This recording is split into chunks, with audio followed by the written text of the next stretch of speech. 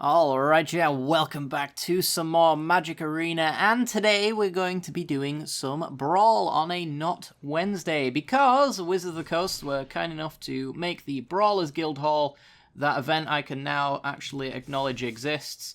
They made it free, so we get to play Brawl every day of the week for free, unfortunately, until April 16th, so they're only temporarily doing the right thing, but you know, let's acknowledge that they're doing the right thing and play the crap out of this event. So for those who don't really enjoy Brawl so much, I'm probably going to play a little bit of non-Brawl over the next few days, because I realise that the only content I've put out recently has been Historic Brawl and now Standard Brawl.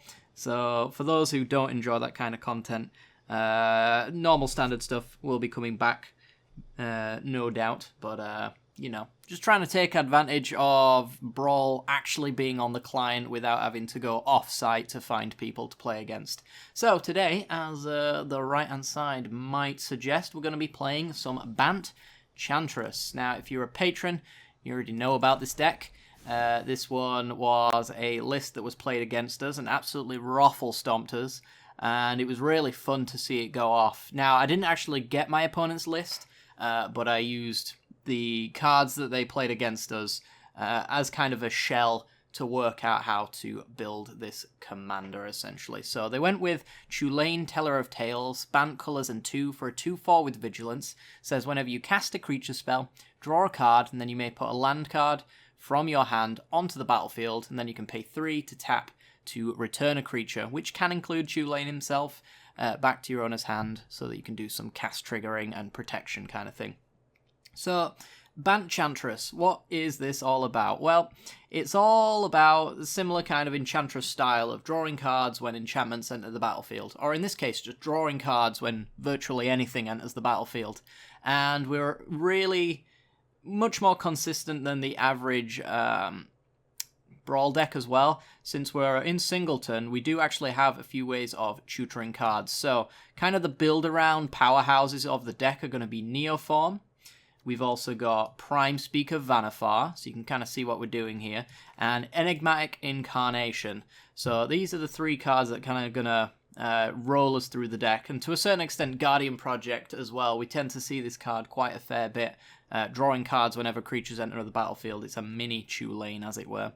So let's go through the 3 build-around cards, essentially. We've got Neoform, which is Simic Colors. As an additional cost to cast this spell, you sacrifice a creature, and then you search your library for a creature card with converted mana cost equal to 1, plus the sacrificed creature's converted mana cost. Put it onto the battlefield with a counter on it. So essentially, if we sack a 2-drop creature, we can get a 3-drop creature out of our deck. If we sacrifice a 3, we can get a 4. If we sacrifice a 4, we can get a 5. And if we sacrifice this 5, we get a 6. Most games end up with Dream Trawler in play. This is kind of the key card to win the game, because it's absurdly broken, and it really shouldn't be as powerful as it is. But because it is, we kind of have to run it in the deck. So Dream Trawler being a 6-mana 3/5 that attacks as a 5/5, because it gets +1/+0 whenever you draw a card for your turn. So you get that +1 from the natural draw, and then when it attacks, you draw as well. So it becomes a 5/5 on attack. Now, we can make that go a lot higher as well, since we have lots of ways of drawing cards. We're going to be absolutely powering this thing out like crazy. And if your opponent tries to interact with it outside of board wipes, you just discard a card and give it hexproof until the end of the turn. You do have to tap it, so that's one way your opponent can interact with it, by forcing it to tap constantly so we can't gain life. If Dream Trawler does somehow die, we have lots of recursion though. We have Elspeth Conquers Death, and we have Loaming Shaman as well, just to fill the graveyard back up. Things like Spark Double to make extra copies of it, and all sorts of stuff like that. So, hopefully we can keep it going. We don't need Dream Trawler to win, it's just kind of the, if this gets out there, it's going to win us the game. But anyway, moving on. We've got Prime Speaker Vannifar as well, which is actually a reusable Neoform. Not really going to get into it too much, but it does exactly what Neoform does, with less chance of it being interacted with anyway. This one's got an additional cost, and this one's kind of as part of the cost, and things like Tail's End are the only things that can really stop Prime Speaker Vannifar. But it does the same thing without putting the extra +1/+1 counter on it. Enigmatic Incarnation, however, does an interesting Vanifar effect. So this one actually sacrifices enchantments and then gets creatures with mana cost 1 plus the sacrificed enchantments converted mana cost. So if we sacrifice a 2 converted mana cost creature enchantment, or, well, enchantment in general, we can get a 3-drop enchantment. If we sacrifice a 3-drop enchantment, we can get a 4-drop enchantment. If we sack a 4, we can get a 5. If we sack this 5, we can get a 6. It's that kind of thing. So we can work our way right up to the curve, and the curve is nice and balanced to make sure that we can do that kind of thing. We've got lots of toolbox pieces in here as well, like things like Deputy of Detention to deal with anything, Knight of Autumn to deal with artifacts and enchantments, Spark Doubles to double up on our cool stuff, Arasta in case we're up against like instant and sorcery matters kind of decks, blow up the world with Cavalier, win the game. So that's basically all I'm going to go through with the deck. If you enjoy the content, make sure to like and subscribe. Thanks.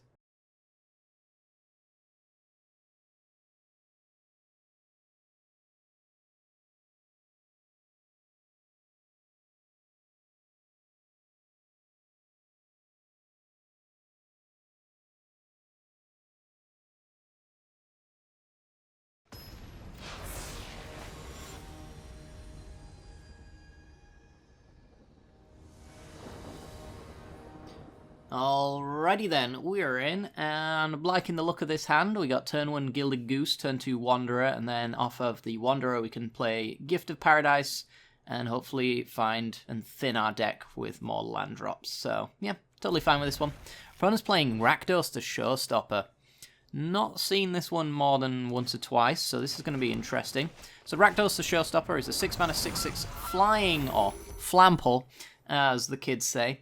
And when it enters the battlefield, you flip a coin for each creature that is not a demon, devil, or imp, and destroy each creature whose coin comes up tails. So basically, 50-50 shot that you lose everything. That's the idea. Let's see what happens with that. So I'm imagining they're all removal, tribal, and maybe we see a little bit of demons, devils, and imps. Tribal synergy, perhaps? Alright, I'm going to go with...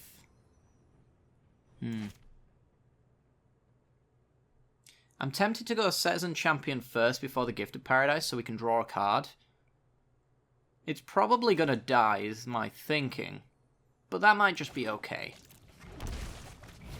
That might be just fine. So let's get in for 1. Pass the turn. We could actually use the Gilded Goose to get some guaranteed value, I suppose.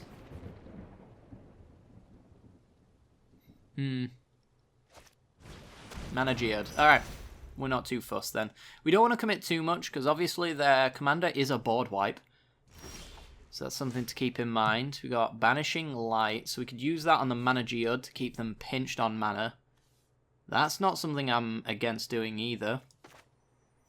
So let's go Fabled Passage. Crack this for a white source. Yeah, so if we went Banishing Light, we'd probably get a land, and we'd draw a card. Could also do Gift of Paradise into Banishing Light using the Gilded Goose's mana, drawing 2 cards. We're not really adding anything to the board that way, other than just mana acceleration. So I'm kind of for that as well. I don't think we're going to need the Gilded Goose after Gift of Paradise is down anyway, so... We get a forest. Wonderful. We draw a card. Wunderbar. And then we go Banishing Light. And get rid of Mana Geode. Wanderer triggers. Hopefully we hit a land. We do. I think we'll go Temple. If we're going to choose between tap lands, I don't really need to thin all that much. And then we draw Cavalier of Dawn. Okay. So Cavalier is essentially castable at this point. Ritual of Sup, sure. Totally fine with that. We're just going to slap down Tulane, play Temple of Plenty, see where we go from there. Destiny, Spinner. And I think to the bottom, I think we want to find our Neoforms and our Guardian projects and things. We've got Rakdos Locket, okay. So if we don't get rid of Rakdos Locket, we are going to be facing down Well, now we're almost guaranteed. Yep, guaranteed to have Rakdos if they want it. So let's just play things that allow us to keep open Tulane then, if that's the case. So it costs us 3 to do Tulane, so we've got 4 mana to work with here. So I guess we could just go with Nylea and be done, because we do cast it as a creature even though it enters and goes in as an enchantment. We even got Spark Double, but I'm not too into the idea of using that just yet. I think just protecting our Tulane from the Rakdos board wipe is fine. Captive Audience. Ooh. That is a problem. Well, we can hit it with Cavalier of Dawn, so that's not the end of the world. Alright, trigger Nylea. So we get to look at the top. If we don't like it, we can put it in the graveyard. I think we do not like the extra land there. Give our opponent the 5 zombies. We have Deputy of Detention to just get rid of them. We're going to go Cavalier. Draw a card. Put a land into play. And kill the Captive Audience and get a 3/3. And then we've got Deputy of Detention, which we can even bounce with Tulane as well, which is absolutely filthy. Yeah, tap land that. Deputy comes in. Does all of that. Fortunately, we don't have an enchantment for Cavalier to get back, which is a shame. But maybe it's something that we choose to bounce instead. So here's Rakdos. So we want to reduce the odds of losing our stuff. So, I mean, we've got 50-50 odds of everything dying. So what would we want back? I think Cavalier is probably the card to return. And then let's see how lucky we get. We don't really care about... Ooh, Tulane got hit. Alright, so that's going to go back to the command zone. We do have Elspeth Conquers Death. All 3 got hit. Wow, I'm so lucky. Ain't I fortunate? Alright, well, in that case, it's going to be Elspeth Conquers Death then. On Rakdos. And then just replay Tulane, I think.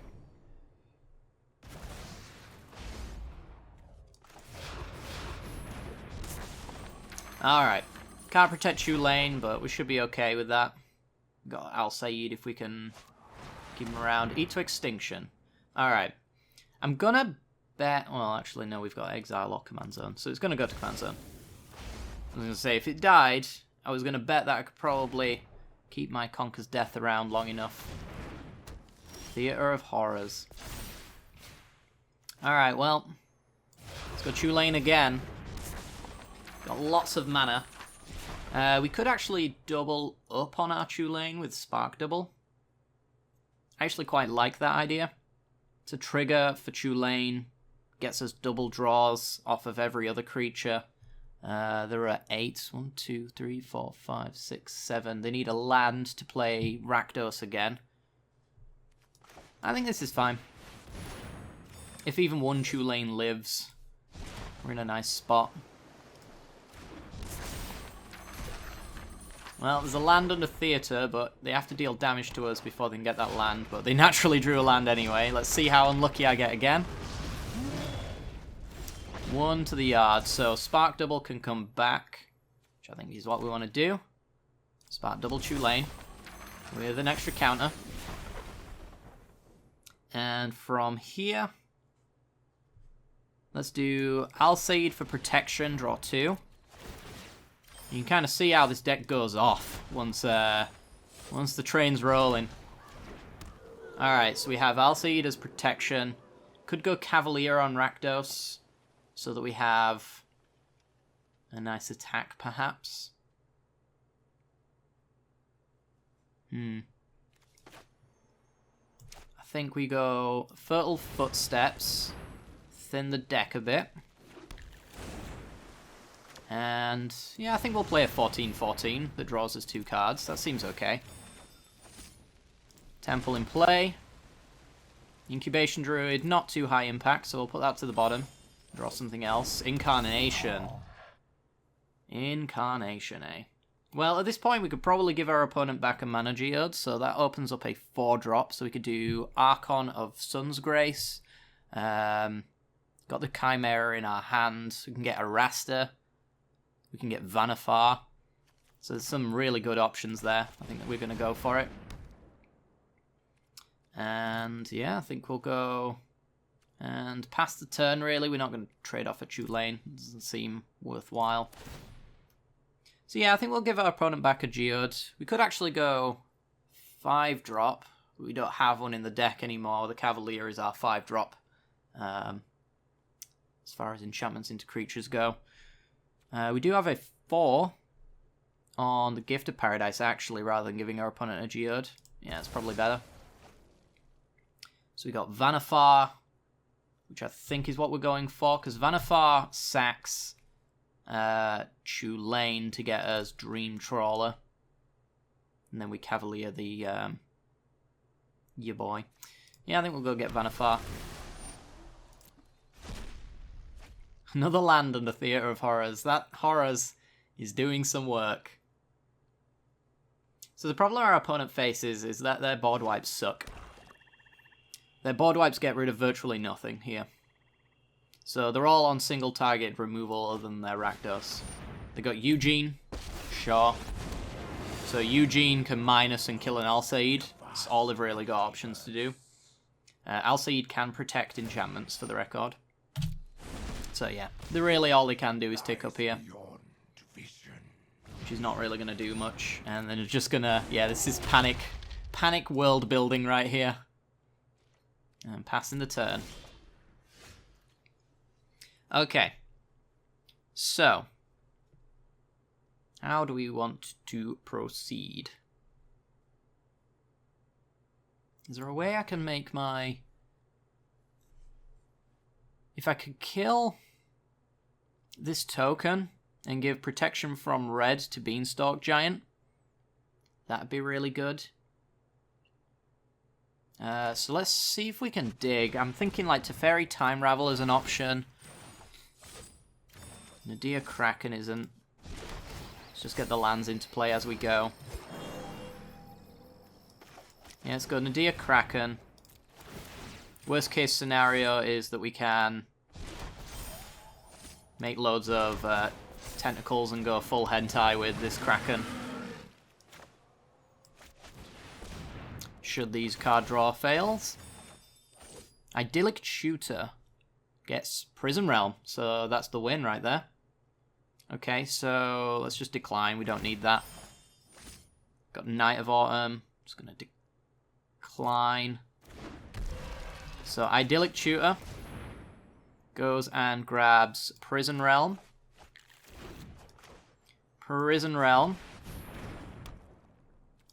gets rid of this token. Gives her opponent a card back, but they're tapped out, so it doesn't matter. Scry, it doesn't matter. Alseid gives protection from red to Beanstalk Giant, making him unblockable, and we swing for lethal. Beautiful! Alright. Yeah, this deck's sweet once it gets going. Once it's got its engine built, which is not too difficult to pull off, then you can just see how we just fly through our deck. And if you're worried about milling as such, against mill decks, you're probably going to have a problem. But just self-milling, you've got Loaming Shaman in here to redo the entire graveyard back in. So if you're afraid that your like Vanifars aren't going to hit anything on curve, and your Enigmatic Incarnations are not going to do the same, then you can Loaming Shaman your stuff back in as well. So you can fill out that curve as you go. The unfortunate part is that like the 5 and 6 drops, as far as creatures and enchantments are concerned, are very thin, and that's just the nature of Standard, unfortunately. I think if you were to go into Historic, then you have plenty more options, but yeah, this deck's sweet. I really like it. Let's go for another game.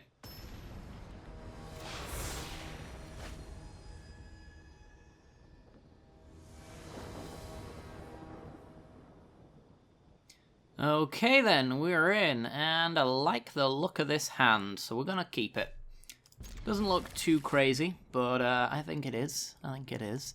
Tolsimir, friend to wolves. 5 mana 3/3. When Tolsimir, friend to wolves. We're going to go temple first. And love that. Let's do it. Friend to wolves enters the battlefield. You make a 3/3 Vohar, friend to elves creature token. And whenever a wolf enters, you get to fight a creature with said wolf token. We're just going to go land and go. So the reason why I like this hand is it's full of enchantment creatures, which can present a lot of card draw later down the line. We're also going to be ramping with Gilded Goose, which means early Tulane, which means any creature at that point is also card draw and ramp. So it's really nice. We're just going to go with Uro here, I think, hope for a land drop. And we got one because we are lucky but not good. Alright, so if Gilded Goose sticks around, we've got Tulane, which can then lead off into things like Nylea, and from there maybe... Actually, we could do Archon first into like Nylea, Dryad, Eidolon. Lots of enchantments entering, triggering Archon, while also drawing us cards at the same time off of the Tulane. Lots of good stuff happening here. Alright, so it looks like we might be playing against green-white elves rather than wolves. I'm guessing that's what we're doing here. Yeah, it looks like it. Okay. So our opponent's going to be lower on interaction than most other decks would be. And we're going to go Tulane. They could have like Conclave Tribunals and Banishing Lights and things like that, but outside of that, the only thing we really have to worry about is our opponent using their Tolsimir to actually kill 3/3s and whatnot. And fortunately for us, we got some big booty creatures and some creatures that protect themselves, and some creatures we don't care about. So, you know, we're in a good spot. So let's see what they want to do. Looks like they might have a Conclave Tribunal here. Arcane Signet. Could still have it. Icon on Elf. Okay. So they get... Oh, Wolf. Never mind. Alright, so that's opening up Tolsimir to kill Tulane. Which is definitely less than ideal. We could actually Neoform Tulane right now to get a Dream Trawler, and that will likely win us the game. That's how silly this deck can be. I think that's what we want to do, actually. We want to do Eidolon to get some Tulane value. Okay, Command Tower. Nice. Could take a risk of going with Paradise Druid, but the risk is that then they play Tolsimir and kill my Tulane, and then I'm set back a fair bit because of this lack of Neoforming. I think we just don't take the risk, we just go for it. Let's get Dream Trawler into play. Command Zone for Tulane. Boop. And good luck beating that. This card is stupid. It only dies to board wipes, effectively. I've got all the discard fodder in the world right now. So Tolsimir comes down. Makes a token. Can only fight the Eidolon or the Gilded Goose at this point. Everything else is basically a waste of time. So they get rid of the Gilded Goose, which I had no intentions of ever making food with. And they have no good attacks. This card is stupid. It is possibly up there on the worst made cards I've ever seen. We're going to go with Swing first. More tap lands. It's a shame. Kind of limits what we could do. I was hoping for like Archon into 2-drop, but this is fine all the same. I mean, we could do Nylea into Paradise Druid.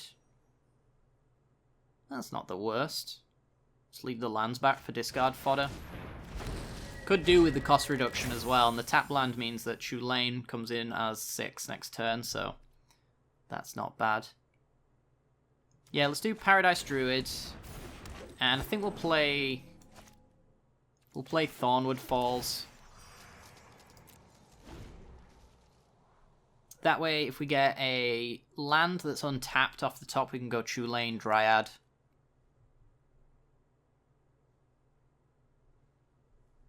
And we don't plan on using this Evolving Wilds necessarily if they've got the answer. Yeah, I was discussing how you could actually make this card fair. And it reminds me so much of Dragonlord Ojutai, to the point where it makes me wonder why this thing can gain hexproof even while it's tapped.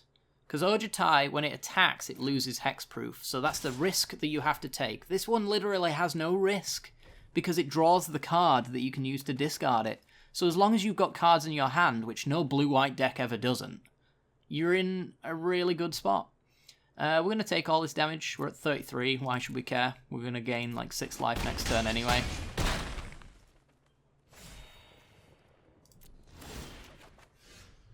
Yeah, it doesn't punish you attacking, so you can swing in it freely. So we're going to go Tulane Dryad here. Doesn't punish an attack, so you can swing freely with it, because you're just gaining so much life that it doesn't really matter. Probably shouldn't have played that Evolving Wilds there, actually. I kind of got ahead of myself. But it doesn't really matter, we're just gaining 7 life. It's so stupid. And then we got Guardian Project, so we can draw loads more cards. So, yeah. There should be some cost to swinging with this card, and there is literally none. It does never lose protection. Ooh, Night Pack Ambush is very good. Never loses protection. Always draws the cards. So you're going to fight my Tulane, that's fine. Command Zone. Oh dear, whatever shall I do?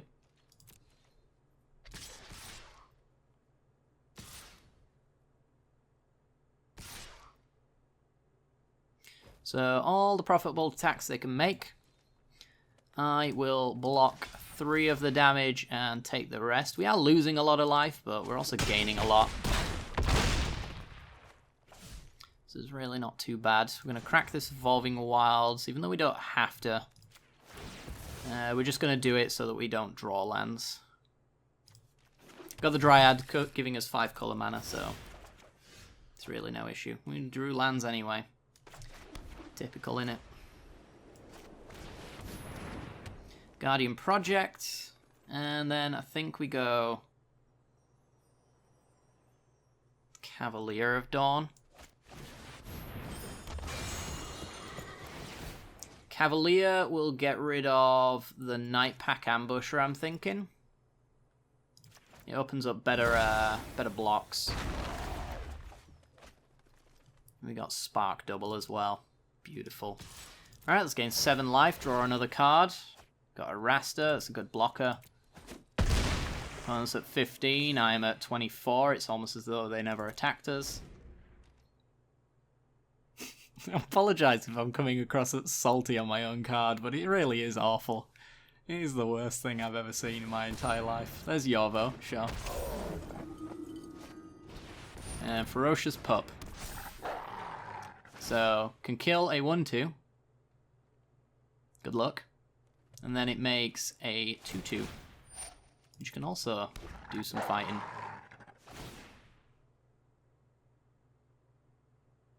Oh, a 3-3, sorry, because of Icon.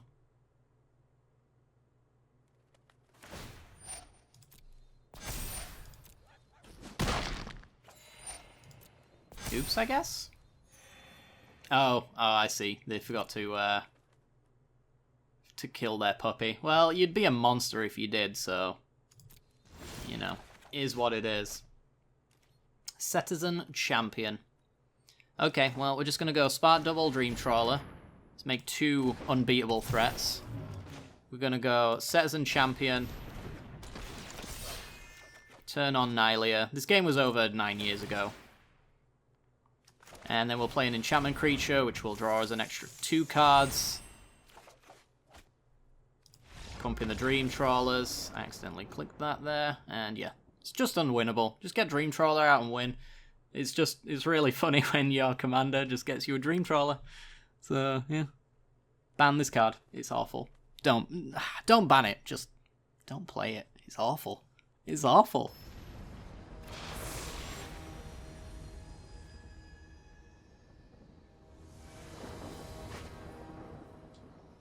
Alrighty then, we are in, and with a hand like this, I think we just auto-keep a Destiny Spinner hand. Opponent playing Thassa Deep Dwelling. For those who ever play mono blue commanders, you know that the interaction is very light. The only thing they really have to interact is bounce spells and counter magic. Destiny Spinner completely shuts off counter magic, so we want to play that on turn 2 and then possibly Mirror Maid it so our opponent can never use counter magic. Fibblethip for our opponent. Okay. So I'm just going to save myself the shocking mana and play the Forest here. So we got ourselves a 2-3, which swings quite nicely. Let's get into what our opponent's commander does. Thassa, Deep Dwelling, a 4-mana 6/5 indestructible enchantment creature. As long as your devotion is less than 5 to blue, it is not a creature. And at the beginning of your end step, you get to exile a creature and then return a creature you control to the battlefield. So they get to basically trigger enters the battlefield triggers. So let's see what we got. Got 3 drops, so we can do Night of Autumn. That's not going to do as much good. Yeah, it's like Mirror Maid is maybe the option here. I could go Mirror Maid on their Thassa next turn. That's a possibility. It's a possibility I'm very much weighing up. This can target any enchantment or artifact on the battlefield, so I could maybe use Night of Autumn repeatedly to gain loads of life. It's a thought, at least. We've got the Incarnation as well, which could be relevant. I'm just going to go tap land and pass. Let me get my deck list back up. So yeah, I think this game pretty much comes down to resolving Tulane and then finding a way to neoform it into a Dream Trawler. Once we got Dream Trawler, I think it's impossible for our opponent to win. They can never Agent of Treachery it. They can steal all my lands so long as I've got... lol. So long as I've got this card in play, I can't lose, is what it comes down to. So my opponent's holding something up here, which I find quite interesting. I'm not going to swing, because I don't think it's worth the risk. I think I'm just going to go tap land, say go. I want to draw the 6th land for Dream Trawler, so I don't want to thin the deck. And yeah, there's no real reason to swing in and potentially get flashed to death with nonsense. I guess you could Blast Zone if you like, that's fine. Yeah, sure. Cool. Works for me. So now you've got rid of my uncounter ability. They're just going to pass the turn. Well. Now that means I'm going to throw out crap I don't care about. I didn't even notice that ticked up the Blast Zone, to be honest. That's how little attention I pay to this deck. It's not a very good one. I love Thassa. She's my favourite card from Theros, but she's an awful commander. Truly awful. I mean, what do they do if I do nothing? Could just play a Rasta. Yeah. I mean, it just all looks underwhelming. I don't care. I don't care. Let's just watch you play Chemisters or something. It does what? -X, -O, where your devotion is blue. Sure.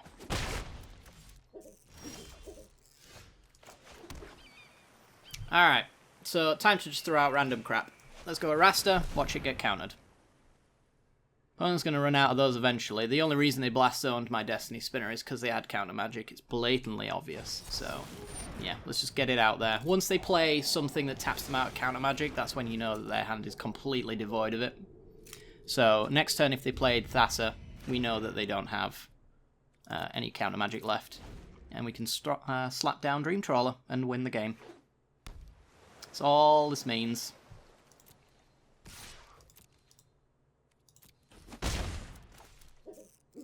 Looks like they're planning on just passing. Illyrios. So we got 2 mana open. Could be Tail's End, could be Negate, could be Essence, Capture. Well, let's find out what it is, because this is a good way to get it out. Deputy on your token. Use Deputy as a removal spell. Without a good flicker target, I don't see them playing Thassa either, so... I mean, do I probably just play Night of Autumn out here and give it some counters. Put some pressure on the board. Makes Illyrios not actually a real option for them. We've got Arcane Signet. Yeah, so they've got counter magic and they want to set up Thassa into counter magic. It's a smart enough move. Nadir Kraken, that's a card that needs countering. So let's swing in. Trying to bait flash spells if they've got them, which they don't. And let's see if they want to counter this.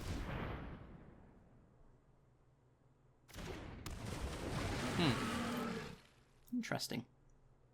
Got Bounce, Unsummon, Brazen Borrower. Thassa's Intervention. Well, there's the counter magic. Alright, so I do need another white source before I can play Dream Trawler, or another blue source. Either one's fine. As long as I get one of them off the top, then we should be all good. So there's Thassa.